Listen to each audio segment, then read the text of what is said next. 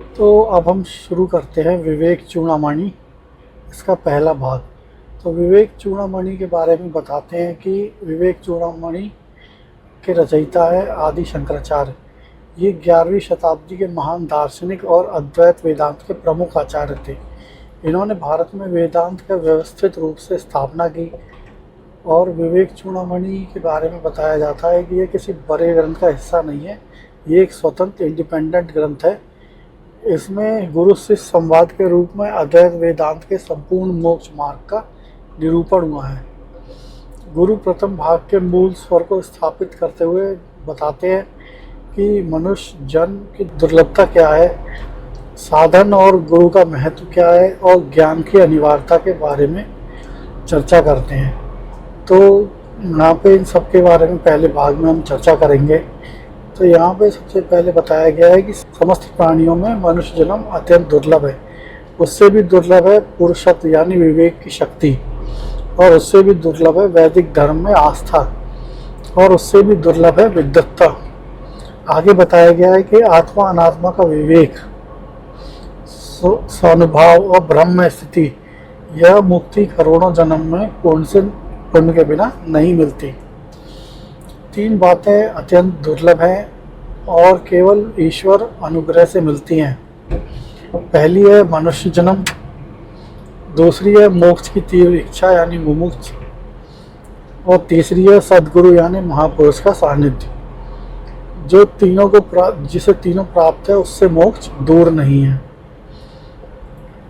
फिर आगे गुरु बताते हैं कि दुर्लभ मनुष्य जन्म और विवेक शक्ति पाकर जो मोक्ष के लिए प्रयत्न नहीं करता, वह मूढ़ बुद्धि है और असत धारणाओं में स्वयं अपना नाश करता है। चाहे जितने भी शास्त्र पढ़े जाएं, देवताओं की पूजा करी जाए, कर्मकांड किए जाएं, परंतु आत्मा और ब्रह्म की एकता के बोध के बिना मुक्ति सैकड़ों ब्रह्म कल्पों में भी संभव नहीं है। श्रुति का स्पष्ट उद्घोष है कि धन से अमृत की प्राप्ति नहीं होती, केवल तत्त्वम असि, वह ब्रह्म तुम हो। इस सत्य को सुनकर और जानकर मनुष्य मुक्त होता है, न योग से, न सांख्य से, न कर्म से और न किसी विद्या से।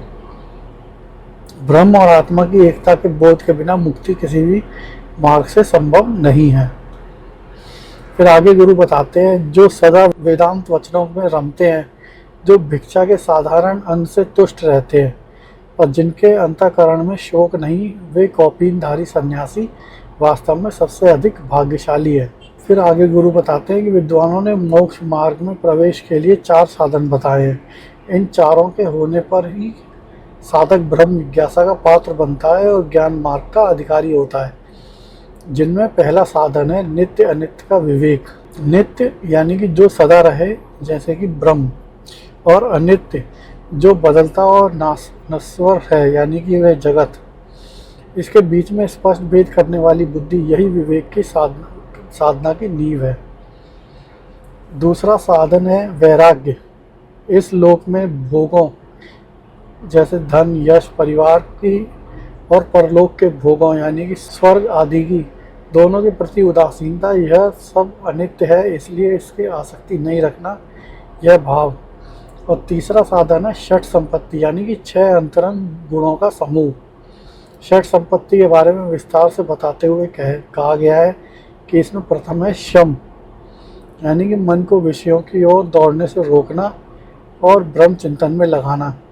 मन की यह अंतर्मुखता ज्ञान के लिए अनिवार्य है। षट संपत्ति का दूसरा गुण है दम यानी कि 5 ज्ञानेंद्रियों और 5 कर्मेंद्रियों को उनके विषयों से हटाना और उनमें भटकने से रोकना। जैसे कछुआ अपने अंगों को समेट लेता है अपने खोल के भीतर, उसी प्रकार साधक इंद्रियों को भीतर समेट लेता है। और तीसरा गुण है उपरति यानी कि ब्रह्म विषयों में स्वाभाविक और बिना प्रयत्न के विरत होना। यह शम दम से परिपक्व होने पर स्वतः प्रकट होता है। साधक को विधि निषेध से भय नहीं, स्वभाव से ही विषयों में रुचि बनाता है। चौथा गुण है तितिक्षा यानी कि शीत उष्ण, सर्दी गर्मी, सुख दुख, मान अपमान, इन जैसे सभी द्वंद्वों को शांतिपूर्वक रूप से सहन करना और व्याकुल या विचलित हुए बिना परिस्थितियों को स्वीकार करना, यह कायरता नहीं प्रज्ञावान की क्षमता है। फिर आता है 5वां गुण जो है श्रद्धा। गुरु और वेदांत वाक्यों पर दृढ़ और परिपक्व विश्वास। यह अंधी आस्था नहीं बल्कि विचार पूर्वक स्वीकृत आस्था है जो तत्त्वम असि जैसे महावाक्यों को प्रमाणित मानती है।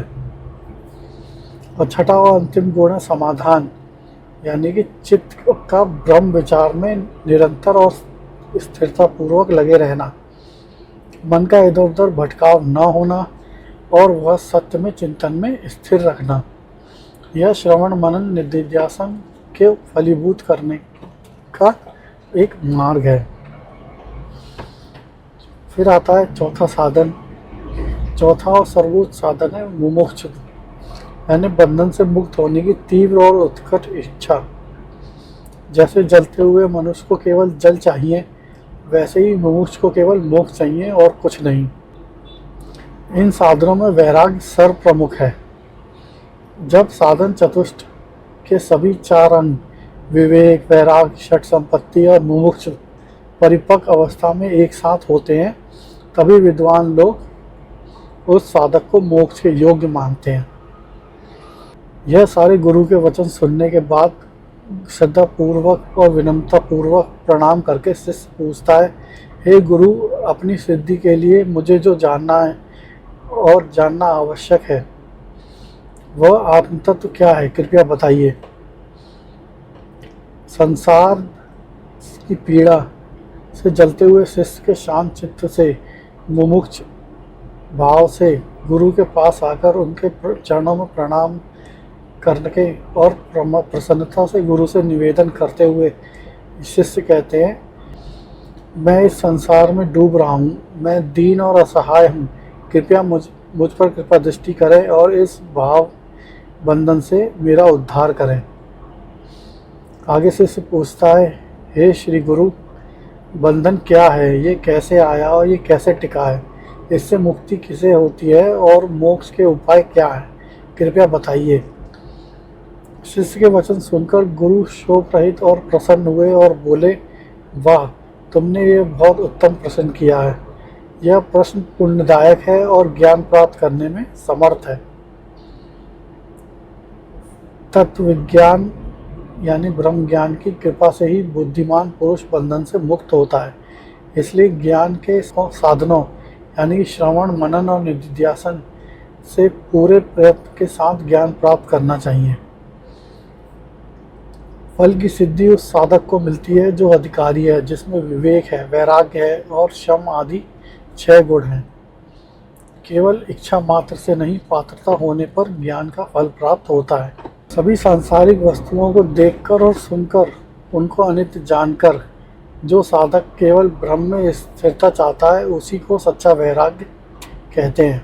आत्मा का ज्ञान के लिए जो तीव्र जिज्ञासा और प्रयत्न है वही मुमुक्षुत्व है और ब्रह्म तथा आत्मा की एकता का विज्ञान और उसका प्रत्यक्ष अनुभवी मोक्ष कहलाता है। विद्वानों ने मोक्ष के अनेक उपाय बताए हैं, परंतु उन सब में सद्गुरु सर्वश्रेष्ठ है।